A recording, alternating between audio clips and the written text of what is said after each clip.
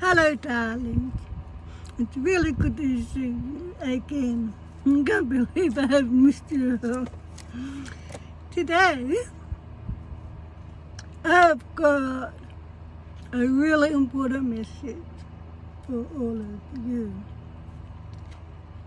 Now, sometime in your life, I'm sure your intuition has told you about something in your life, and I don't know if you ever acted on your intuition or your gut feeling, which it's also called, but this is what I want to talk to you about.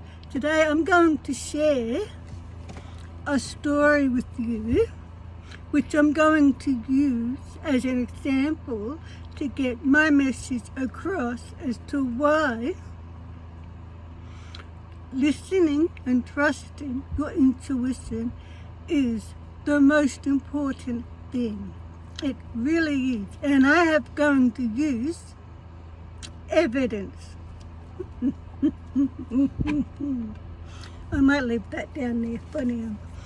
Okay, so just before I start, I just want to apologize for taking time out for a while, because I wasn't feeling okay. As you know, my dad died recently, and it's just been hard for me to get back up.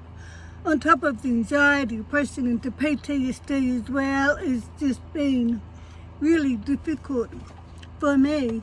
And the other reason why I wanted to share the story with you is because by sharing the story with you, I'm getting it off my chest. And I think this is one of the things in my life that is helping with the depression. And I'll explain in a minute. You'll see what I mean. Let's put that up there for a minute. So, let's get started. So, oh my God, I got pain again. Oh, okay. So, oh no. Why does this pain have to happen now? Oh. And I've got tumors in my uterus. And oh, when they hurt, they hurt. And all of a sudden, they're hurting now, and haven't been hurting all day. It's like as if they know. Anyway, so what happened is my girlfriend, well actually, she was one of my best friends, and I'm going to mention any names. And we were best friends for about 45 odd years. That's because we were best friends since about grade 1 in primary school. I mean, we did everything together. We went everywhere together. You know, we went to high school together. And she became my sister-in-law for 22 years as well. Because how I met my ex-husband was via her. Because her new boyfriend, who that she ended up marrying, was my ex-husband's younger brother. And that's how we met. So, you see?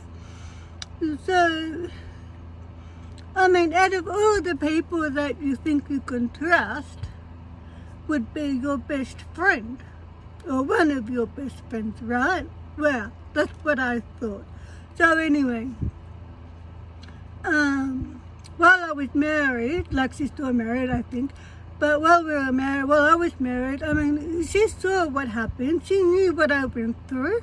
She knew I nearly died. She knows how violent and abusive my ex-husband is. Oh.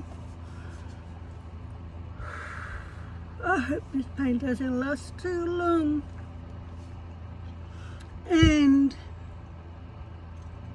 that's what I couldn't believe about it, because after I got divorced, she contacted me, which I have here, by text message, explaining how she wanted to be friends again, just like how it was before we got married. And I asked her, do you promise? And she said, yes, I promise. And at first it felt like old times, you know. So I went over, so we were started talking again and hanging out again, and I went over to her place and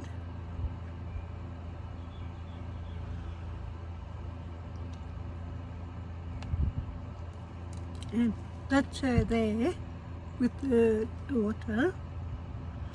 I don't know if I should have showed you that, but oh well. I don't care. I feel like crying just talking about it. Now I can't get it. How do I undo this? Oh, like that. So anyway, so we were talking, and just like old times, and then I said to her, okay, I'll tell you where I live. I'll give you my address, but you promise you won't tell him, meaning my, oh no, I won't, I promise. And this is what she says, what I said to her. You promise me that you won't tell him, meaning my ex. And she goes, I promise I won't tell him. I swear on our friendship. I want it back to what it was before you took off. Are you being honest that you have, because being honest where you live, because I heard that you live in Brunswick.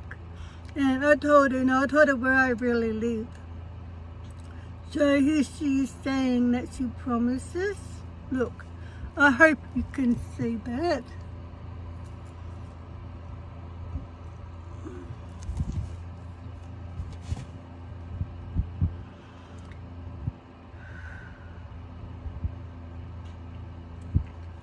So she promised me, now this is, remember, this is my best friend for 45 odd years. 22 years of those we were sister-in-laws as well as best friends ever since we were little. So she promised me. Now, after a while, my intuition started to tell me that there's something's not right, something's off. And even though I wasn't sure what that was, I mean, I should have listened to my intuition when my intuition told me, like, stop being friends with her, you know, because if I had have done that, I would have saved myself a lot of trouble, meaning because I'm going to find the text message. There's so many of them. I want to show you. So I'm going to go back up to the top again.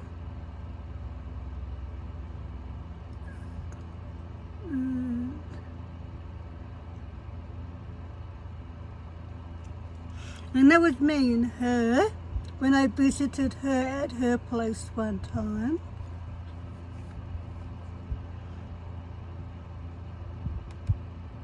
Now, I mean, if your best friend promises you, of course you're going to think,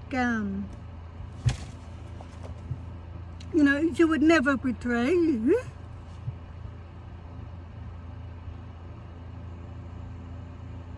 I just couldn't believe it. So, anyway, I'm going to move these up. So,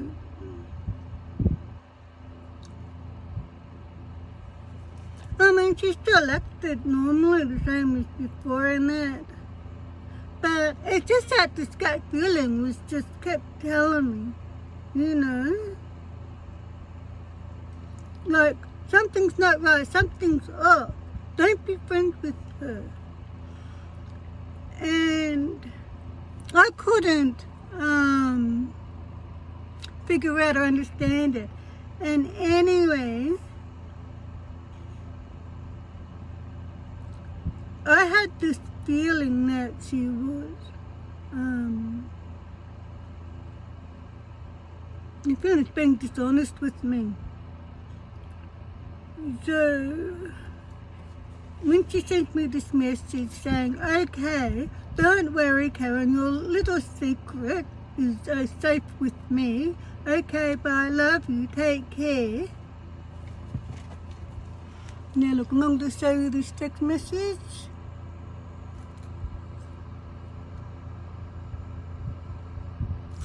Okay, I hope you could read that properly. Okay, so here she is telling me, whatever I tell her, she's not going to tell my ex, and, you know, and here she's telling me things like, you know, well, I don't want to talk to him, he's a drama queen, and blah, blah, blah. So anyway, that intuition feeling was getting stronger as time went by, probably because I wasn't really paying enough attention to it as much as I should have. So anyway, she sent me a message one day while I was at work. And this message I thought was strange, you know. And it says, "Hi Karen, just asking if you are finally divorced because someone is engaged. They want to know." And I'm like, what? I know she's talking about my ex. I mean, I know it's all lies in that. But I'm going to show you this message.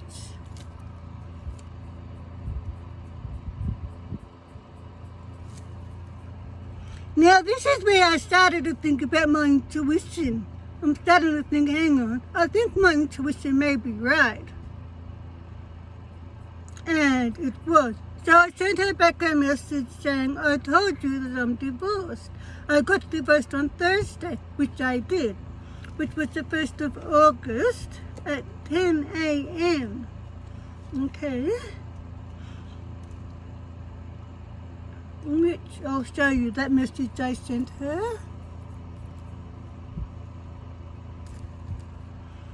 Okay, now I couldn't believe how quickly she sent me back a message. It was almost straight away. But the message, the thing is, this confirmed, this is proof, this confirmed that my intuition was 100% correct, and I've never spoken to her since then. Because this message wasn't for me. She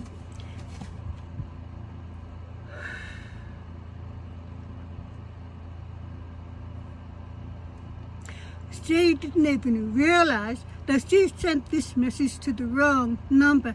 This was the message she was supposed to send to my ex-husband, which I'll read it out to you before I show you. It says, Timmy, hurry up, Karen sent me a message.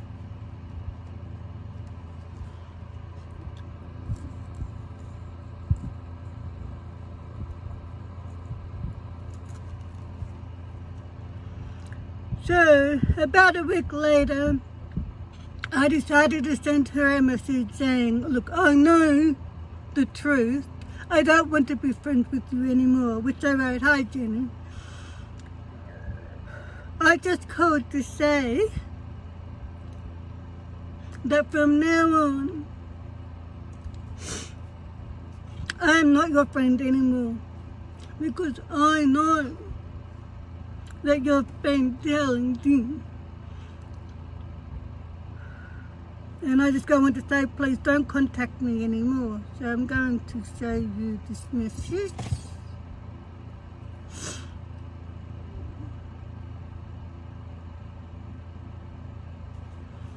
I can't get all of it on here, but I'll try and show you most of it.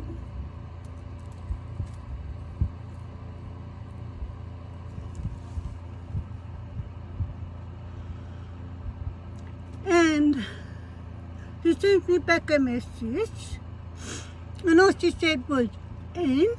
I couldn't believe it. I'm thinking, and what? And then I sent her back a message, giving her the finger saying, two-faced. And that was when she started with her nastiness. And she goes, oh, you're good to be, what is it? Yeah, you're good to be talking. See you later. And then she sent me another message a couple of minutes later saying, oh, come on.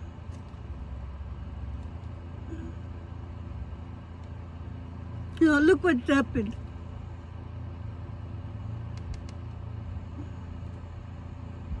Let me go back in. There it is. Saying do not contact her husband at all. I don't care if you see him on the street, okay? Leave him alone. He does not want to know you. So go get a life, okay? So I sent her back another message saying, user, I'm going to show you these messages. Okay. I might turn the phone around this way a bit. You can see that.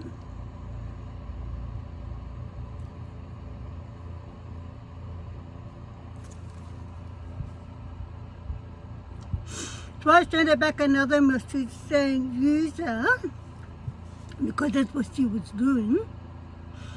And her message was, what about you? You do not even work. You just fuck off and leave us alone, okay? I do not want to get involved in your bullshit and lies, okay? See you later. Now, here she's telling me, before I do, let me show you.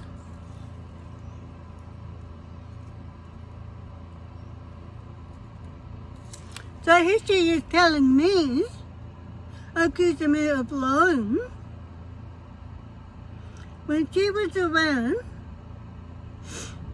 who sent me this message, hi Karen, just asking if you are finally divorced because someone is engaged and they need to know.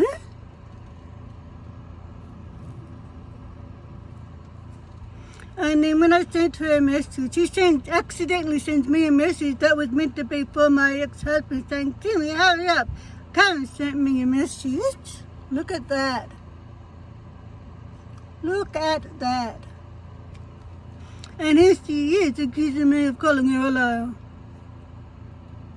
And I've got the evidence here. I have kept this.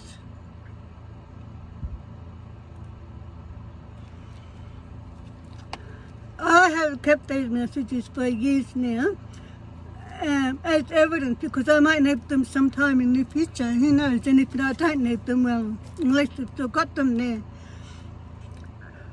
But the moral of the story that I'm trying to get across to you is, no matter how things seem to be in your life, no matter what your intuition tells you, always believe and trust your intuition, no matter what. And not only that, but always act on it and act on it straight away. Because like I said earlier, if I had have acted on my intuition as soon as I felt it, and if I had have cut off our friendship right then, I mean, my ex-husband wouldn't know my phone number, so I had to get my phone number changed, know my address, and amongst other things. And I mean, but the thing is, like I said, she saw what I went through. She saw how I nearly died so many times. She saw me quite often looking like I'm black and blue all over.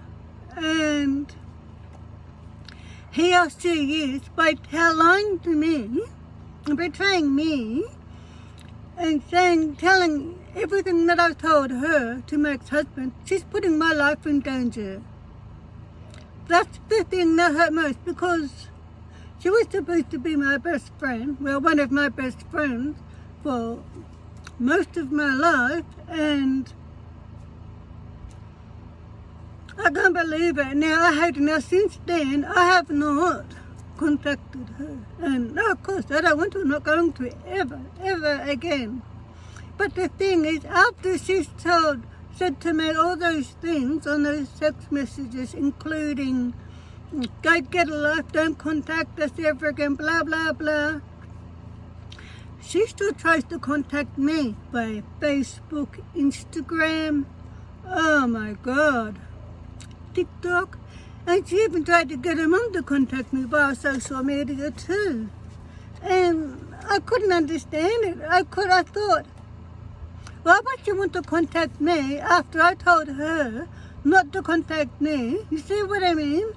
And after she called me a liar for me calling me a liar when I'm speaking my truth, and she knows 100% damn well, she knows that she told my ex-husband everything. Oh, come on, Timmy, hurry up. Karen sent me a message.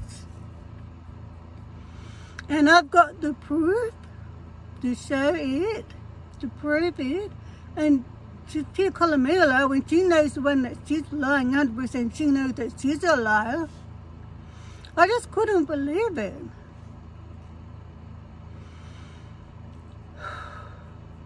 I think I need a cup of coffee. Oh, good, that pain's gone away now. That's a lot more comfortable. So that's my message for today. And I think it was important for me to get this message off my chest so I can move on. Because since that happened, even though it was a few years ago now, but since then, that has just been weighing down on me like a heaviness, which I just want to get rid of, you know. So I'm hoping I can get my energy back soon and start feeling better soon, because I don't like feeling like this. I mean, because of my anxiety, and it makes me nervous, and because of my depression, it drains all of my energy. Because of the post-traumatic stress disorder, I can't get a good night's sleep. You know, it was just terrible. And that's what I mean, because the only reason why I have all this is because of the violence that I experienced via my ex-husband. And every time when I think about it, talk about it, dream about it, or when I'm writing in my book about my domestic violence experiences, my heart rate always goes up automatically to 190. So my heart rate is always racing all the time, and that's another reason why I'm feeling exhausted. And that's another reason why I'm trying to get these messages across, because sometimes you can survive domestic violence, and if you do, you're lucky, but you won't always survive domestic violence, because even after you move on from domestic violence, you'll have PTSD, anxiety, depression, and once you have PTSD, you can't get rid of it. You'll have it for the rest of your life. And believe it or not, there's no cure for PTSD. And there's no medication to help ease the symptoms of PTSD either. And I think it's about time that researchers and scientists, you know, find something or invent something to cure PTSD, or at least ease some symptoms of PTSD, because the most common cause of post-traumatic stress disorders are domestic violence, relationships, and soldiers, believe it or not. And I mean, I feel like I'm living in two worlds, meaning I've got my new dream life here, which I love during the day, but when I go to sleep at night, I'm back there again amongst the violence and stuff. And I know they're not going to stop.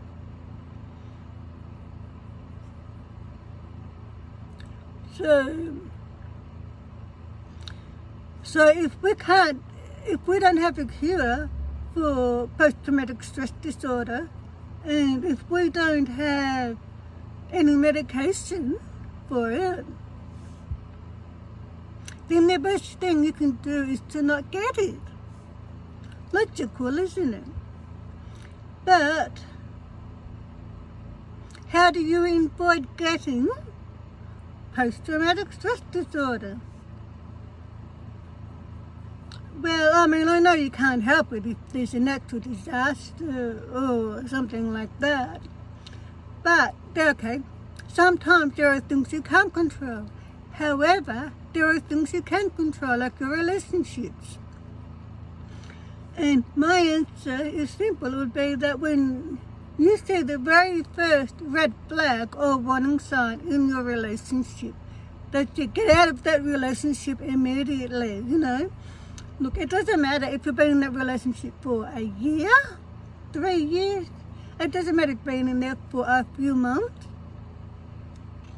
When you see that first red flag or warning sign, get out of that relationship immediately. And by doing that, not only will you be dodging a bullet, but you will also be saving yourself from abuse later on, as well as getting disorders like PTSD and other disorders like anxiety and depression and that. So, my motto is prevention is better than cure, which it really is, but it's also cheaper too, because if you can avoid preventing something from happening, whatever that may be, then you are also preventing costs that may materialize from that, meaning medical fees, ambulance, doctor fees, and so on. So if you can avoid getting into a domestic violence relationship, I mean, it's hard to tell at the start. You can't tell, because your new partner always acts nice. You'll always see them on their best behavior in the beginning. It's later on when you start to see them change. And as soon as you start to see that change, that's it. Go. Trust me. I know. And I know a lot of other people who know too. It's not worth it, because even if you do move on and survive a domestic violence relationship, like I said, you're still going to be stuck in that anyway, because like I am, it's not worth it. And then you have intrusive thoughts and so on. You just can't get a break. So that's my message for today. That is the moral of the story for today. Is always listen and believe and trust your intuition. It's always right, no matter what happens. I mean, your intuition is there to protect you, to help you and to guide you. So it's not going to lie to you, is it? So, and also to act on it straight away. As soon as you feel that intuition telling you whatever, if your intuition is telling you to end the friendship, then you end that friendship, no matter what. Never ever question your intuition, because it's always accurate, no matter what. And by doing that, you are keeping yourself in a safe place. Okay, you see what I mean? And another way you can save yourself is by, I'll leave that on, looks better.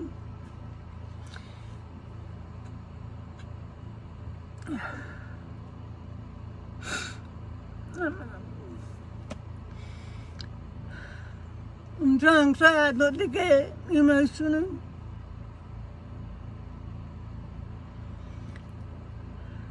But it's really hard for me to talk about domestic violence and everything that goes with it. But I have to, because I want you and other people to learn and to know, so that you don't have to go through it and other people can avoid experiencing it and stuff, because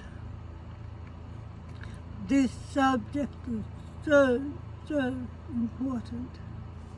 It could cost you your life, or maybe your children's lives, you know, or someone else you know. I mean, how would you feel if you found out that your granddaughter was now dating someone who's now in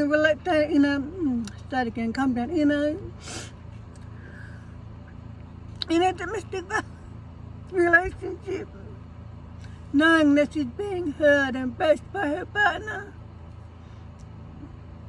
How would you feel? You see, it can happen to anyone at any time. And by listening and acting on your intuition, and by leaving when you see the very first red flag or warning sign, no matter how long you've been in a relationship, that doesn't matter, that's irrelevant.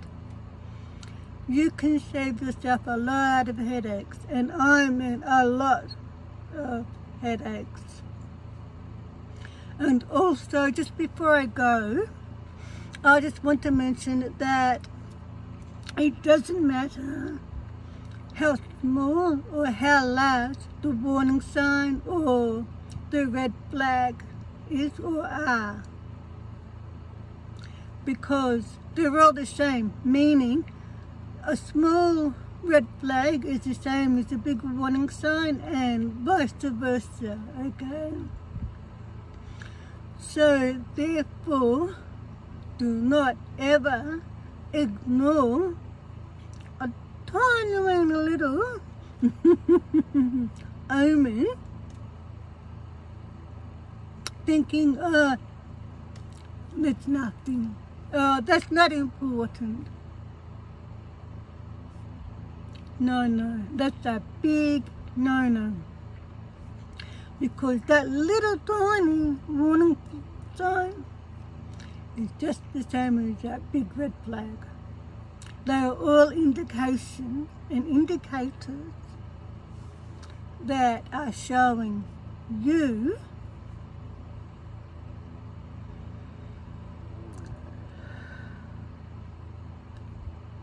that you are going to be abused later on. It could happen straight away, you know. It could happen later on. It could happen in between. But it definitely will happen. And when it starts to happen, it will start to get worse and worse and worse. And the thing is that a red flag or a warning sign should never have happened in the first place, should it? So, as you've seen the first change in your partner, that's it. Go. And certainly don't believe him when he says to you, oh, I'm sorry, I didn't mean it. There you go. Because he's lying to you. He does mean it. Just like how my supposed to be so-called best friend lied to me. You see? And so I hope you understand my message from my story. I hope I got my message across to you by using my story. And I feel a bit better because I've got another off my chest, which I've wanted to do for a long time. So this video has been going for a bit over half an hour, so I think that's long enough. I don't want to bore you guys by going blah blah blah too long, but it's important for me to get my message across thoroughly. And I mean thoroughly. Because you can get a message across to someone, but if you don't get that message across thoroughly and they don't understand that message properly, then they will not heed that message. You see what I mean? So I hope to be back soon with lots more videos. I thank you for joining me for today's video. I can't believe I missed you guys. It's great to see you all again. I hope you're all well out there and having a great time today. I'm not sure what my next video will be, but I've got a few in mind. So I'll see you in the next video. But then, take care and stay safe.